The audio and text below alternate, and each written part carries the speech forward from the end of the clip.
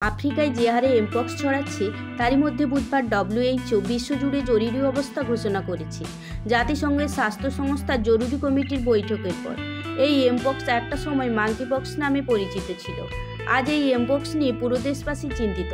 বিশ্ব স্বাস্থ্য সংস্থার তথ্য অনুযায়ী এবছর আফ্রিকার 14,000-এরও বেশি মানুষ এমপক্সে আক্রান্ত হয়েছে এবং 524 জনের মৃত্যু হয়েছে। এখনও পর্যন্ত সেই আক্রান্তের 96% কঙ্গোর। ভাইরাসটির আর বিস্তার নিয়ে চিন্তিত একাধিক মহল। তবে এমপক্সকে মহামারী ঘোষণা করেনি ডব্লিউএইচও, বরং আগে থেকে সতর্ক হওয়ার কথা বলেছেন, কারণ গত এক মাসে ভাইরাসটি রুয়ান্ডা এবং বুরুন্ডিতে ছড়িয়ে পড়েছে, যা গণতান্ত্রিক কঙ্গো প্রজাতন্ত্রের সাথে সীমান্ত ভাগ করে নিয়েছে। এটি কেনিয়া এবং উগান্ডার মতো পূর্ব আফ্রিকার অন্যান্য দেশগুলিতে ছড়িয়ে পড়েছে। এরপর আসি এমপক্স কি। এমপক্স একটি ভাইরাস অসুস্থতা যা মাঙ্কিপক্স ভাইরাস দ্বারা সৃষ্ট গোত্রের একটি প্রজাতি অর্থোপক্স ভাইরাস। 1958 সালে বানরদের মধ্যে পক্সের মতো রোগের দেখা দিলে বিজ্ঞানীরা প্রথম এই ভাইরাস শনাক্ত করেন। বেশিরভাগ মানুষের ক্ষেত্রে মধ্য ও পশ্চিম আফ্রিকার লোকেদের মধ্যে দেখা গিয়েছিল, যারা সংক্রামিত প্রাণীর সাথে ঘনিষ্ঠ অবস্থায় ছিল। এমপক্স বা গুটি বসন্তের মতো ভাইরাসের একই পরিবারে হতে পারে, তবে হালকা লক্ষণ দেখা দেয়।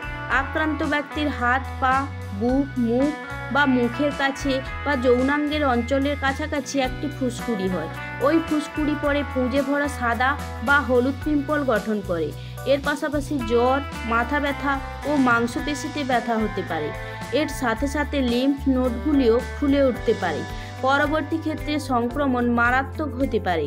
তবে যেটা গুরুত্বপূর্ণ, এই ফুসকুড়ি পুরোপুরি নিরাময় না হওয়া পর্যন্ত অন্যদের মধ্যে ছড়িয়ে পড়তে পারে এবং ভাইরাসের সংস্পর্শে আসার 21 দিনের মধ্যে এমপক্সের লক্ষণগুলি শুরু হয়, অর্থাৎ এমপক্সের ইনকিউবেশন পিরিয়ড থেকে 17 দিন।